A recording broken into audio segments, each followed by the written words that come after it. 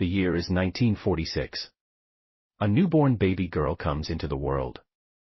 She is one of 12 children in a family so poor that the story goes her parents paid the doctor who delivered her with nothing more than a sack of cornmeal. That little girl was Dolly Rebecca Parton, a name that would one day shine on billboards, theaters, movie screens, and concert halls all over the world. Fast forward through the years, and Dolly Parton is not just a country music star. She is a true legend. She has sold over 100 million records worldwide, won 11 Grammy Awards out of almost 50 nominations, turned Dollywood into one of America's favorite theme parks, and even started a literacy charity called the Imagination Library that has sent over 200 million free books to children. But behind the wigs, the rhinestones, and the quick funny lines, Dolly has been living two different lives. For 30 years, she created a bright, sparkling public image that everyone thought they knew, while carefully hiding a quieter, more private side away from the cameras. That difference, that pull between Dolly the famous star and Dolly the regular person, is what makes her story so interesting. This is not about scandal or lies. It is about staying safe. It is about a girl from the Smoky Mountains who learned early that sometimes you have to act a certain way in public to protect what really matters when you're alone. Dolly Parton may have sung about a coat of many colors, but her own life had way more layers than anyone ever guessed. To understand Dolly's two lives, we first need to see how far she really came. Dolly Parton was born on January 19, 1946 in Locust Ridge, Tennessee, a tiny place near Pittman Center in the Great Smoky Mountains. She was the fourth of 12 children born to Robert Lee Parton, a sharecropper and construction worker, and Avi Lee Parton, who held the family together with music and faith. The story goes that the Partons were so short on money when Dolly was born that her father paid the doctor with a sack of cornmeal. Dolly herself has told this story with a laugh many times over the years, never hiding where she came from.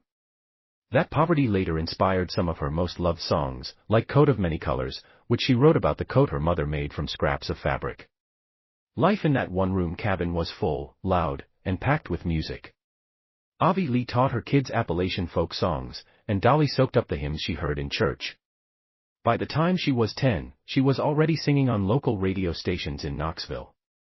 And by age 13, she performed at the Grand Ole Opry for the first time, introduced by none other than Johnny Cash. Even back then, Dolly knew what she wanted. She once said, "I always knew I was meant for more than a cabin in the woods. I just didn't know how far I'd have to go to get there." True to her words, the very day after she finished high school in 1964, she packed her things and moved to Nashville, ready to chase her dream. The early days were tough. Nashville was crowded with people trying to make it, and Dolly's high mountain voice was not the popular sound back then. But she never gave up. That was her secret strength. She signed with Monument Records, first pushed toward pop music, but soon found her place in country. Her big break came when Porter Wagoner, the star of The Porter Wagoner Show, asked her to join him on television in 1967. That team-up made Dolly a name everyone knew. Together they recorded duets, toured the country, and built a big group of fans. But behind the smiles and matching outfits, Dolly was already showing she had another side, one where she did not want to stay anyone's helper forever. In 1974, Dolly made the hard choice to leave Porter Wagoner's show and go solo. To make the goodbye easier, she wrote "I Will Always Love You," a sweet farewell song that later became one of the most famous songs ever. That one moment shows Dolly's two lives perfectly. Sweet on the outside, but built on hard choices, big dreams, and the need to stand on her own. The girl who started with nothing but a cornmeal birth was now on her way to becoming a huge star. But being a star took more than a great voice. It took a carefully built image. And that's where Dolly's other life really started to form. If you ask Dolly Parton about her style, she'll tell you right away. It costs a lot of money to look this cheap. That funny line, said with a wink, explains the smart thinking behind her look. In the 1970s, country music was mostly men in cowboy hats, and women were supposed to be sweet and quiet. Dolly decided to change that. She piled her hair up in super tall wigs, painted her lips bright red, and wore rhinestone dresses that sparkled like crazy under the lights. She once said her look came from a woman back home in town who people gossiped about, but remembered because she was so bold. Dolly thought, if that's trashy, then trashy sure looks fun. But here's the real secret. Dolly's shiny style was not just about clothes. It was protection.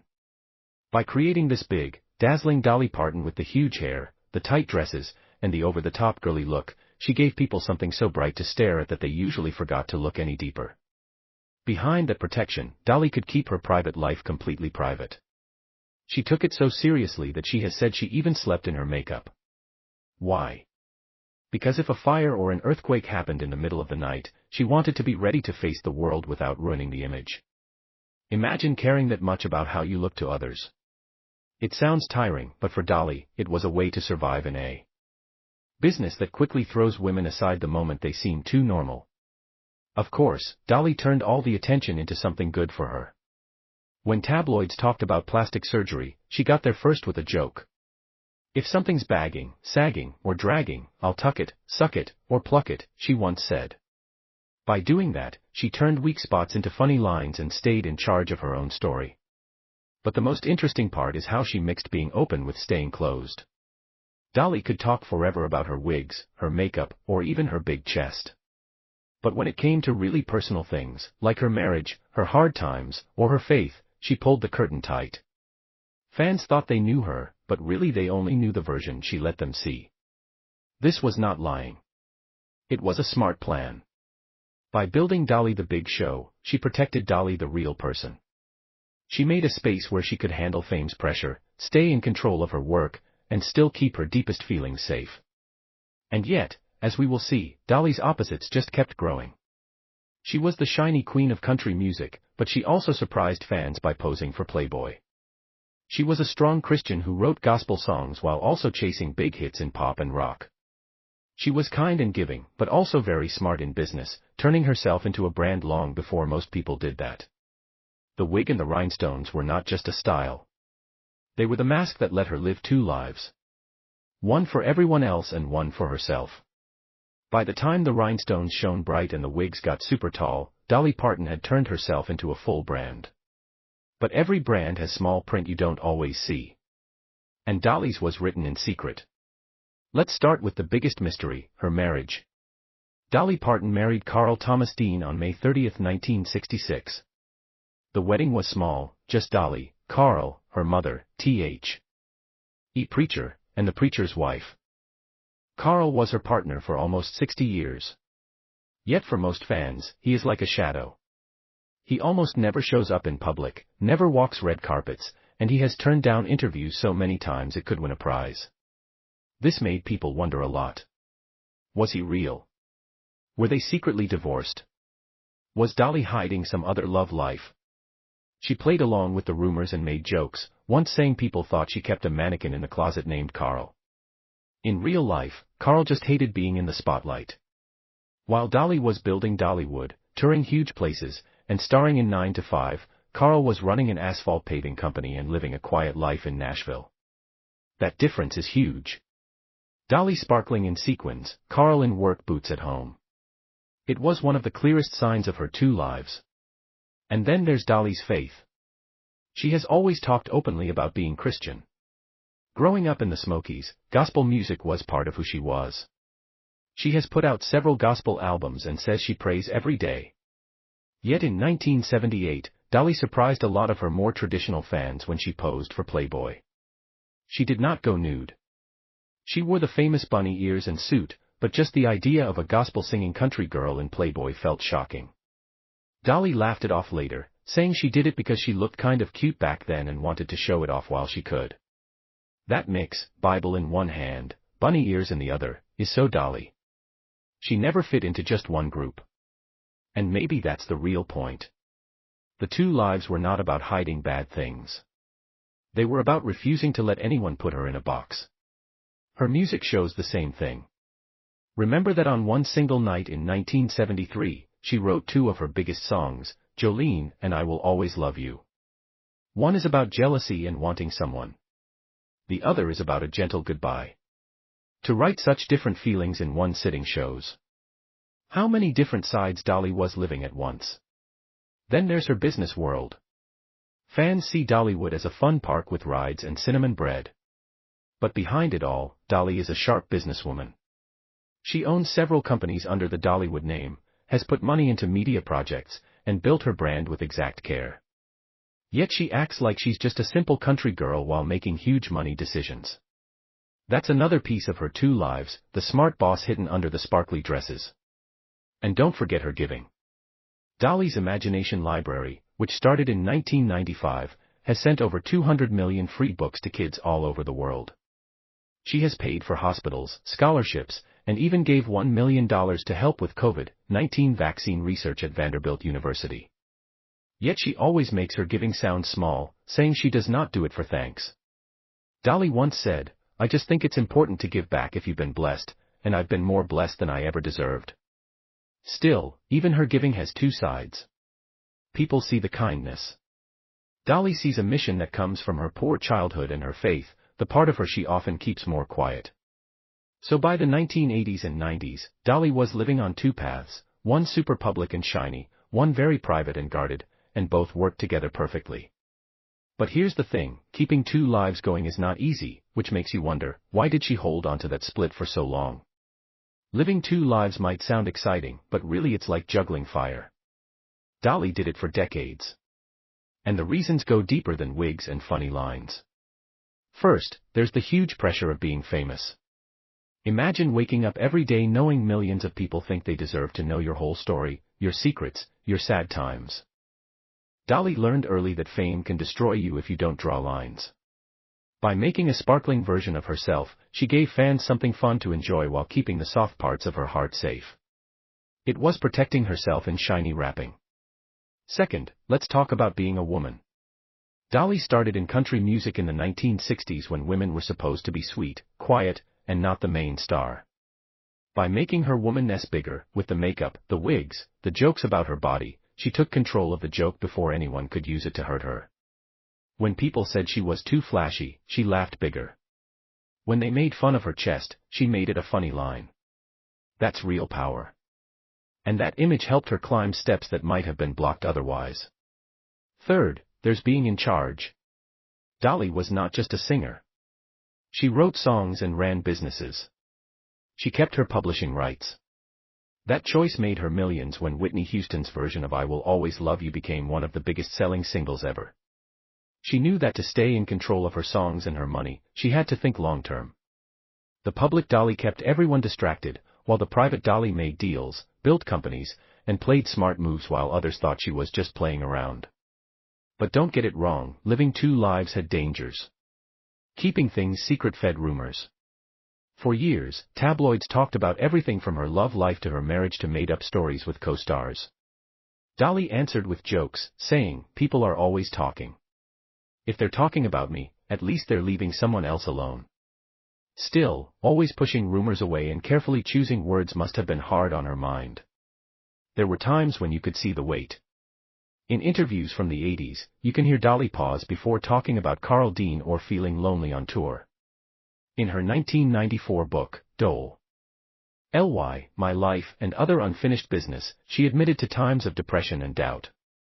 She even shared that in the 1980s she thought about ending her life, a strong reminder that under the wigs was a real person trying to get through tough days. So why keep the two lives if it was so tiring? Because letting everything out would have been worse. Dolly once said, "I'm not going to limit myself just because people won't accept the fact that I can do something else." By keeping her private self separate from her public self, she gave herself space to grow, to try new things, to keep going. And in a way, it worked so well. Think of it like this. When fans saw Dolly in a rhinestone jumpsuit making jokes about her body, they had fun. When Dolly went home, took off the wig, and sat with Carl Dean on their porch, she felt safe. Both parts were important, but they did not have to mix. Still, holding that balance for 30 years was like walking a tightrope. And like all tightrope walks, there were shaky moments. Times when the real Dolly peeked out and reminded everyone she was more than sparkles and sass. By keeping Carl away from fame, Dolly made sure she had a part of her life that fame could not touch. It was a two-person show. Dolly Parton the worldwide star, and Dolly Parton the quiet wife who cooked dinner at home. That split is what kept her steady in a business that can swallow people whole. Few fans knew about her fight with depression in the 1980s, a time she later wrote about in her book, My Life and Other Unfinished Business. She covered it with her usual jokes and energy. But behind the shine, she was quietly dealing with health problems, heartbreak, and heavy feelings. Only years later did she share those times, proving again that the Dolly on stage was only part of the story. In other words, Dolly's shiny mask was not about fooling people. It was a plan. It was her way of giving us what we loved while keeping for herself what she really needed. On one side, people see the picture of Southern kindness, warm, giving, family-focused. On the other, she's bold, brave, and not afraid to surprise everyone. Who else could give millions for kids' books and medical research while also posing for Playboy? That's Dolly. She wore the famous bunny outfit in 1978. Later she wore it again at age 75 for her husband's birthday and told fans, "I did it because I still had the boobs and the waistline." Classic Dolly. And then there's her giving. Dolly doesn't just help. She changes what helping looks like. Her imagination library, which started small in Tennessee, has now sent more than 200 million free books to children around the world. She also quietly gave $1 million to help fund Moderna's COVID-19 vaccine research in 2020, a move that made people joke, "Forget superheroes." Dolly Parton is the reason we can go outside again. But here's where her opposites get even more fun. While she built her success on country music, Dolly has never been scared to try other styles. In the 1980s, she went into pop with hits like 9 to 5 and Here You Come Again. And in 2023 at 77 years old, she went full rock with her album Rockstar. We're talking duets with Paul McCartney, Elton John, Stevie Nicks, and more. Fans were shocked, critics loved it, and Dolly just smiled. She said she only made the album because she got into the Rock and Roll Hall of Fame and felt she had to prove she belonged. That's Dolly's way. When someone challenges her, she doesn't just meet it. She comes back bigger, bolder, and shinier than anyone. And yet, under all the opposites, there's one clear line. Dolly does what Dolly wants. She's not stuck by rules or what others expect. She can be sweet and sexy, simple and showy, quiet and huge, all at once. That's the puzzle that makes her last forever. Dolly Parton's story is the perfect American dream. She was born in a one-room cabin in the Smoky Mountains, paid for with a sack of cornmeal. She grew up without lights, without indoor bathrooms, often without shoes. Yet she turned those simple beginnings into the start of one of the greatest music careers ever. Her so-called double life was not about secrets or shame. It was about staying alive and strong. Dolly built a bright public self that let her shine on stage while keeping her true self safe behind the scenes. For 30 years, she lived those two lives so smoothly, not really fooling anyone, but at the same time fooling everyone. And maybe that's the real message. Dolly Parton shows us that you don't have to be only one thing. You can be sparkles and toughness, faith and freedom, dreams and real life.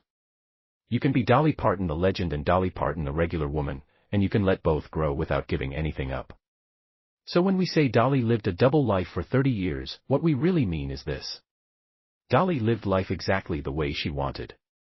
And in doing that, she didn't just become a superstar.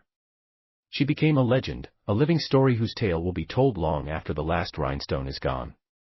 Thanks for watching till the end. By the way, which Dolly Parton double life moment surprised you most? Let us know in the comments. And while you're down there, tap like, subscribe, and ring the bell so you're always in the front row for our next content.